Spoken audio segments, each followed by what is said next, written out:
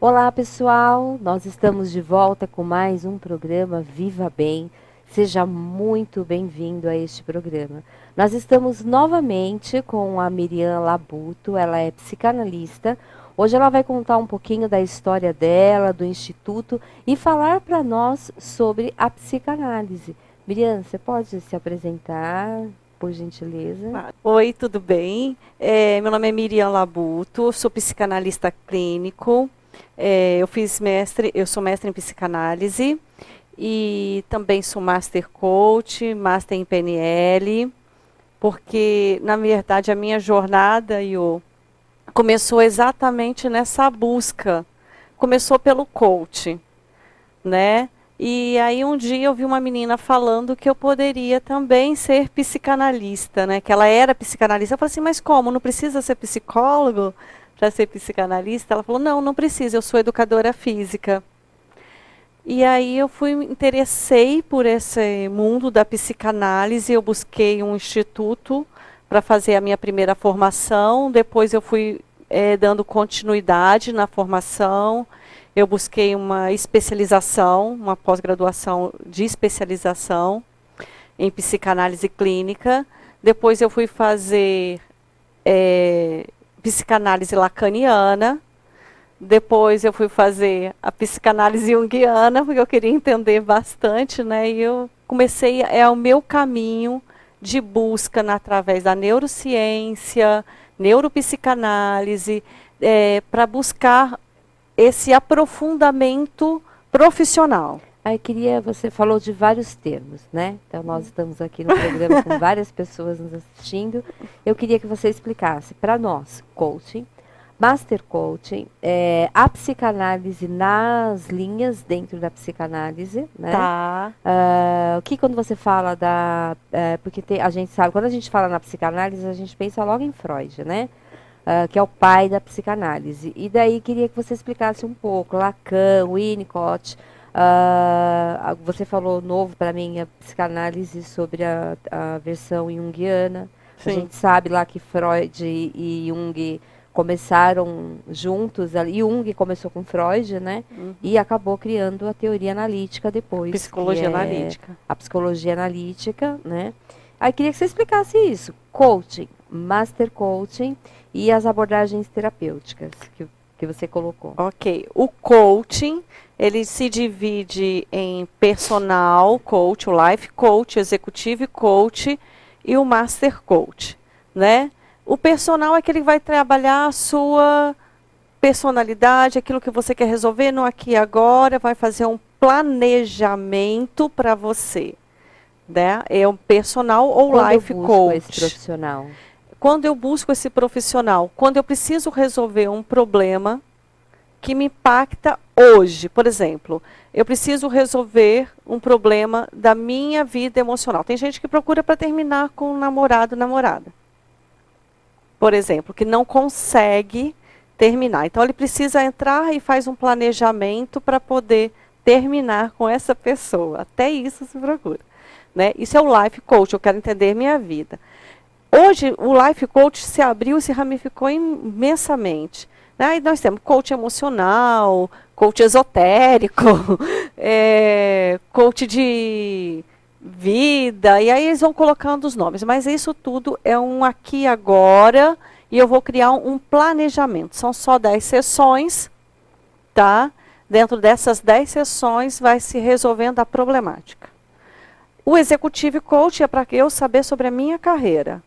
Então, como eu preciso resolver a minha carreira? O que eu quero chegar? Então, ele vai te traçar planejamento para até onde você quer chegar. Eu quero chegar a ser executivo sênior daquela empresa. Ok, você vai querer ser executivo sênior. Então, existe um planejamento que você vai fazer. E você vai ser cobrado desse planejamento. Tá? O Master Coach é aquele cara que detém esse poder, ou seja, já passou pelo Life Coach, pelo Coach de carreira, pelo Executive Coach, ou seja, ele detém todo esse conhecimento. E ele treina os outros coaches. Treina os outros coaches, tá? A teoria psicanalítica que você colocou. A psicanálise nasce de Sigmund Freud, numa pesquisa que ele estava tendo em relação aos quadros de histeria. Histeria, o que era? Na época eram mulheres que estavam passando por esse quadro histéricos, né? Por quê? Porque a relação sexual, a gente vai ter que falar dessa relação, para aquelas mulheres, naquela época, nós estamos falando de século XIX, ok, gente? Então, no século XIX, era uma relação que o marido ia lá e usava essa mulher. E ela não sentia prazer.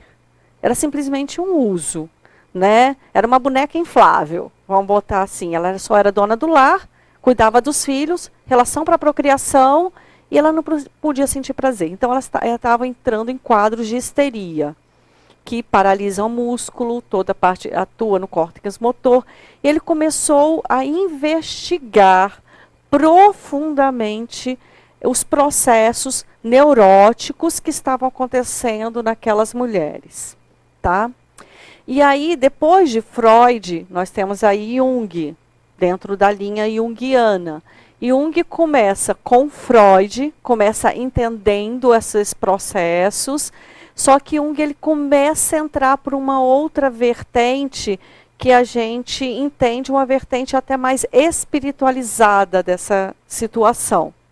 E aí é onde há o rompimento, entre aspas, né, com Freud. Freud acreditava que Jung ia ser o grande sucessor dele, né? Então há um rompimento e Jung começa a entrar dentro de questões que eu digo mais espiritualizadas, né, nessas questões emocionais. Ele traz muito a questão emocional, Jung, né, da família, o complexo de Elétra, que é parecido com o complexo edipiano do Freud. Bom, esse é Jung. Depois de Jung, vamos botar assim, mais ou menos, surge a terapia, surge um cara chamado Wilhelm Reich. Wilhelm Reich também começa com Freud. Ele não era médico até então, quando Freud convida ele para participar da sociedade psicanalítica, e ele começa a receber tudo aquilo que ninguém queria, que ninguém queria trabalhar. Era sados e masoquistas, a galera da perverso, né, da perversão, da estrutura perversa. E aí Reich começa a receber aquilo, começa a entender esse processo, e ele começa a entender que essa pessoa também tem, ele não está ali somente porque está submetido a uma pessoa, existe algo por detrás daquilo. Ele tira a cadeira que antes era cadeira atrás do divã, como Freud tinha colocado, era atrás do divã para não ter contato, e a gente entende que ele não queria esse contato porque ele lidava com mulheres. Entendeu? Então a gente começa a entender a Freud muito por aí. Eu não quero, porque senão o marido vai lá, como é que vai ter? Vamos manter cada vez muita ética. Ele era muito ético, né? E ele te retira e coloca na frente e começa a trabalhar. Aí um belo dia, Freud fala sobre masoquismo, ele fala sobre pulsão, instinto de morte. E Reich pergunta o que é instinto de morte para Freud. Na época ele usava carta, hoje ele faria pelo WhatsApp. Aí Freud explica, Reich escreve a segunda vez a carta para ele. Me explique o que é instinto de morte, né? Aí Freud novamente explica, ele pergunta pela terceira vez para Freud, me explique o que é instinto de morte. Aí Freud diz, é uma hipótese. Bom, aí ele fala, já que é uma hipótese, toma aqui anos de terapia com pessoas masoquistas, e masoquismo não é instinto de morte. Para a terapia reichiana, tudo é instinto de vida. Logo depois de Reich, eu vou falar dos principais, porque existem outros, né? Surge uma mulher não psicanalista, não formada, uma dona de casa, chamada Melanie Klein, que ela trata muito profundamente de crianças. E Melanie Klein, ela vai entrar em duas coisas bem interessantes sobre a posição da criança, que é o olhar dessa criança para esse adulto, e ela fala do seio bom e seio mau, como ela vê, a criança vê esse indivíduo. Então ela vê o indivíduo a mãe, ora como seio bom, que dá o alimentinho, que deixa tudo gostosinho, né? E seio mau, aquilo que tira. E ela começa a falar sobre relações objetais. É como se o bebê estivesse ali experimentando tudo e ele vai colocando o brinquedinho na boca, né? Então é tudo dentro dessas fases que Freud tinha falado: fase oral, fase anal, fase fálica, genital, a latência, perdão, e a genital, né? E aí entra Melanie Klein, que entra aí junto com Ana Freud. As duas começam a ter posições totalmente invertidas, né? A Melanie Klein, ela fala dessa posição esquizoparanoide do bebê, que é em relação à mãe. Depois o neném entra em posição depressiva, que é a posição que ele entra em culpa por ter desejado mal à mãe, né? Imagina, as culpas começam na infância. E aí, depois disso, de Melanie Klein, só passando um breve resumo, a Ana Freud, ela fala de que você tem que observar, o terapeuta tem que observar. Ela fala de ego e é fantástico como ela fala de ego. Eu gosto muito da Ana Freud falando sobre isso. A condição egóica do indivíduo, as duas instâncias, que o ego fica paralisado porque ele não consegue definir nem com o id, nem com o superego, então ele paralisa. Se alguém quiser saber sobre id, ego e superego, que é a estrutura da personalidade, tem que fazer o curso de psicanálise, né? A formação de psicanálise. E depois nós temos aí Donald Winnicott, né? Que ele era um pediatra e ele foi estudar com Melanie Klein, né? Então o Winnicott, ele atendeu o filho de Melanie Klein, né? E ela é a supervisora de Winnicott. E ele começa depois também, como todo... Gente, a gente tem que seguir o fluxo, tem que ter a nossa própria identidade enquanto terapeutas, sim, né? E aí ele segue o fluxo, ele começa a falar de outras coisas, e ele começa a trazer uma coisa que eu acho sensacional, que é a mãe ambiente. Quando ele fala dessa mãe ambiente, ele trabalha muito com órfãos na época da pós-guerra. Ele é inglês, ele é britânico. E começa a falar sobre essa mãe ambiente, né? Que a mãe, até mesmo intrauterina, ela passa, sim, emoções para esse feto.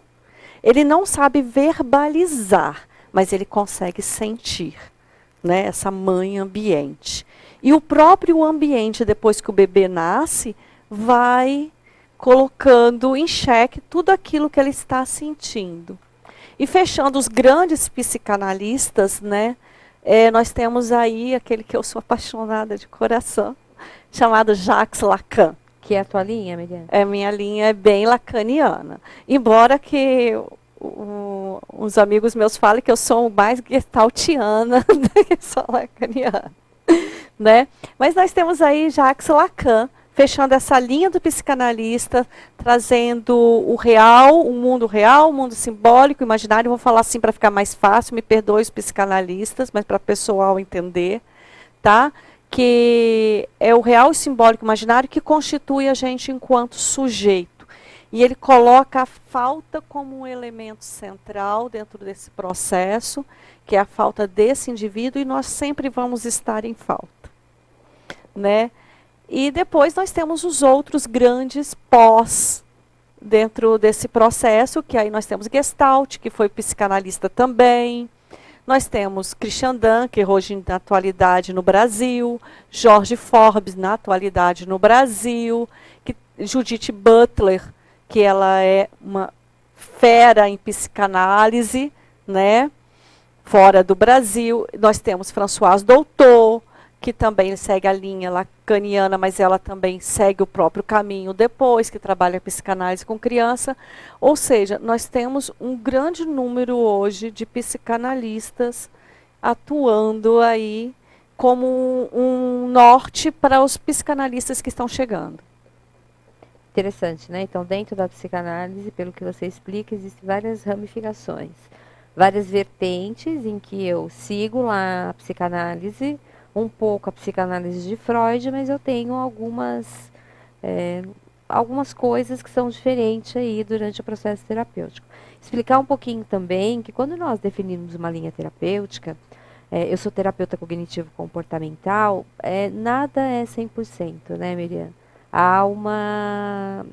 nós temos a nossa, o que a Miriam coloca, que nós temos a nossa própria linha terapêutica também. Eu sou terapeuta cognitivo-comportamental, eu trabalho pela linha de Aaron Beck, mas eu provavelmente tenho em mim a terapeuta, a psicoterapeuta Ionice também, que trago eventualmente algumas coisas sobre o existencialismo, sobre a psicanálise, sobre a Gestalt, mas 90% aí a gente define uma abordagem teórica que para a psicologia, né, Miriam, a psicanálise, você não necessariamente tem que ser psicólogo. Existem psicólogos, psicanalistas, Sim. e existem pessoas que são só psicanalistas, né? Depois, se você quiser explicar um pouco sobre isso, mas nós, dentro da psicologia, nós temos várias abordagens terapêuticas, né? Que a psicanálise, a terapia cognitivo-comportamental, a Gestalt, a terapia junguiana, o existencialismo. Então, são várias abordagens terapêuticas. Se você passou, eventualmente, por vários psicólogos, você vai entender que cada pessoa tem a sua forma de trazer a sua vivência e cada profissional também tem uma forma de fazer o seu atendimento terapêutico. Eu, na minha concepção, Miriam, entendo que todo profissional, principalmente psicólogo, defina uma linha terapêutica, porque senão acaba virando conversa, né? Então, eu acho que a gente faz, na verdade, na terapia, uma análise e faz também reflexões com esta pessoa, né? Miriam, queria que você falasse um pouquinho do teu instituto, a partir disso, de todo esse teu conhecimento que você trouxe para nós aí dessas ramificações da psicanálise, que você falasse um pouquinho do teu instituto, como é que está funcionando, quais serão as formações que vão ter dentro do seu instituto. Então, Lacan fala que a gente tem que extrair, né, só pegando um ganchinho, da própria análise, aquilo que a gente realmente vai também estar trabalhando com os nossos pacientes.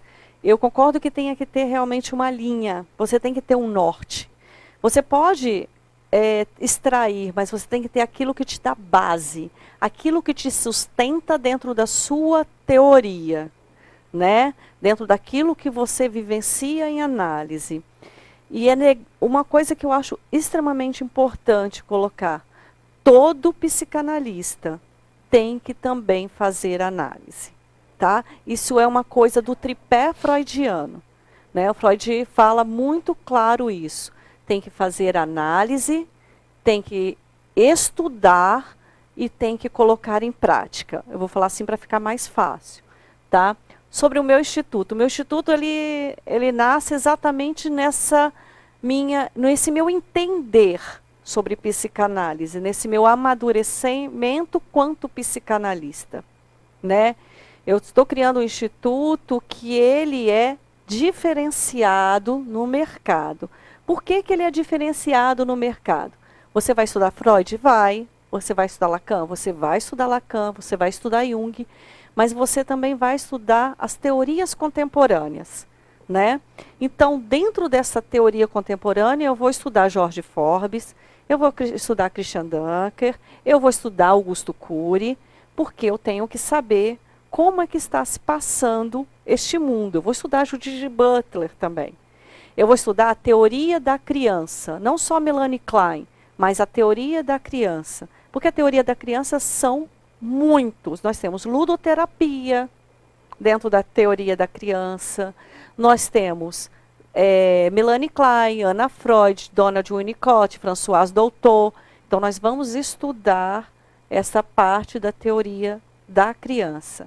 Vamos estudar também a neurociência, que eu acho extremamente importante. Se eu estou falando de mente humana, como eu não vou conhecer aquilo que é neuroanatomia, como eu não vou conhecer quais são as sinapses neuronais que estão sendo processadas, né? Como eu vou ter desconhecimento para falar sobre um psicotópico, o meu paciente chega falando, estou tomando o psicotópico X, não vou fazer propaganda para nenhum, né? Mas eu vou fazer psicotópico X. Como que eu não vou entender as consequências que esse psicotópico vai estar agindo dentro das sinapses neuronais. Eu preciso entender enquanto psicanalista. Então, nós vamos falar também da psicanálise empresarial. Porque muitas vezes o empresário empaca, não é porque ele está empacando, mas é por condições que estão no seu inconsciente, que está levando ele a bloqueios, vamos botar assim. Então, nós vamos falar de uma outro tipo de abordagem psicanalítica, ou seja, uma linha psicanalítica bem mais contemporânea. Dentro do quadro de professores, nós estamos priorizando e nós estamos, assim, realmente selecionando professores que tenham embasamento teórico. Ah, por que embasamento teórico? Porque é necessário a gente ter um embasamento teórico para que a gente possa colocar para aquela pessoa que está se formando ali uma qualidade no atendimento, né? Não vamos sair também jogando depois essa pessoa e dizer assim, ok, vocês estão prontos. Porque vão ser 2 anos intensos de formação para quem tem ensino superior, tá? Para quem não tem ensino superior, vai fazer 30 meses de formação. Nós vamos estar acompanhando e pós-formação também, que nós vamos ter continuidade com supervisões em estudos de caso. Porque não dá para abandonar essa pessoa e te dizer, ó, chancelei, você é um psicanalista e tudo bem. Não. Então, nós priorizamos que a gente tenha aí realmente o selo da Biblioteca Nacional, que nós temos, o selo da Biblioteca Nacional junto com a ABRAT, né? Então, a gente precisa ter o suporte. Porque o objetivo do Instituto é, no futuro, a gente tornar este curso, e a gente sabe que a IES demora aí um tempo para o MEC, uma pós-graduação real em psicanálise contemporânea e saúde mental. A gente tem que formar a primeira turma para você conseguir fazer isso. Primeira turma, exatamente. É, legal. É bem interessante, Miriam, assim, a história da psicanálise e até todo o contexto que tem dentro do Instituto, nas formações, que você vai trazer outras abordagens também, explicar sobre outras abordagens terapêuticas? Nós vamos explicar sobre outras abordagens terapêuticas. Inclusive, já te convidei, né? Já está mais que convidada para juntar-se ao quadro de professores, né? Como eu convidei também o Henrique Cota, para ele falar sobre Gestalt terapia. O Marcelo Lobato, que é um grande amigo meu, é meu supervisor, né? Que eu quero que ele venha para falar sobre Jung, que ele é brilhante dentro dessa área junguiana, eu gosto muito dele, né? E vamos convidar outros profissionais de qualidade para estar engajados no Instituto. Porque o meu objetivo é fomentar o pensamento psicanalítico, fomentar o pensar, né? A gente sabe que a psicanálise, ela teve uma queda da força dela na terceira DSM, porque até a terceira DSM era conduzida por psicanalistas, né?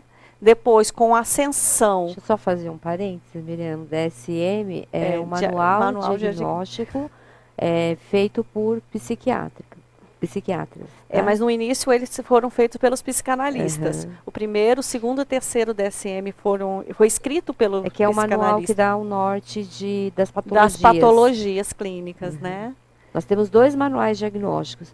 É o CID-10, que já saiu o 11, mas ainda no Brasil, ainda os médicos utilizam o CID-10, que é da Organização Mundial da Saúde, e o DSM, que agora nós estamos no 5. A Miriam está falando que, depois do terceiro, que começa essa decaída da psicanálise, mas nós estamos no 5º, que é o Manual Diagnóstico de Psiquiatria. Só para explicar para o pessoal entender. Para o ouvinte, para ele entender quando a gente fala DSM. Que para a gente é tão normal, desculpa. É normal para caramba. Então, assim, até o terceiro DSM foram escritos por psicanalistas, né? Os psicanalistas estavam com a ascensão da indústria farmacêutica, os psicanalistas se retiraram, porque houve uma ruptura muito grande, né? os psicanalistas se retiraram e quem assumiu foi mais a indústria farmacêutica e a equipe de psiquiatria, neurologia da área médica. Né, a partir do... Mas agora nós estamos tendo agora um retorno porque a gente está entendendo que esse homem não é tão consciente assim. Né? Ele responde muitas vezes pela irracionalidade dele. E é dentro desse processo irracional que a gente começa a entender que há um inconsciente que governa, né, esse ser humano. Eu vou falar assim para ficar bem fácil, então, para o pessoal entender, porque senão vou entrar em Lacan e o negócio vai virar grande outro e tudo mais. Então, existe uma irracionalidade, existe, sim, algo, porque, tipo assim, porque eu sou tranquilo, sou uma pessoa calma, eu tive um ataque de ira de repente, né? Então, por que que eu estou me portando desse jeito? Então, existe um inconsciente por trás desse ser humano tão consciente assim. Legal, pessoal. Espero que você tenha gostado do programa, né, com a Miriam Labuto, que explicou de uma forma super detalhada para nós sobre a psicanálise. E se você quiser aí fazer a formação, né, Miriam, busque a Miriam Labuto no telefone que ela vai deixar agora. Você quer deixar os telefones, Miriam, por favor? Vou deixar. Para quem quiser fazer a formação em psicanálise clínica contemporânea, com ênfase em saúde mental, busque o número DDD é 11 98160 6706.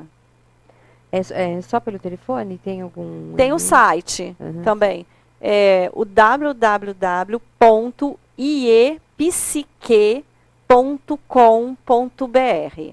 Legal. Miriam, muito obrigada pela sua participação. Obrigada. Trouxe bastante informação para nós. Quem quiser saber mais, tem que buscar a Miriam aí no telefone que ela informou, para que você possa fazer o curso. E eu gostaria muito de agradecer o Colégio Adventista de Embu das Artes, que está patrocinando o nosso programa. Muito obrigada. Eu aguardo você até a próxima.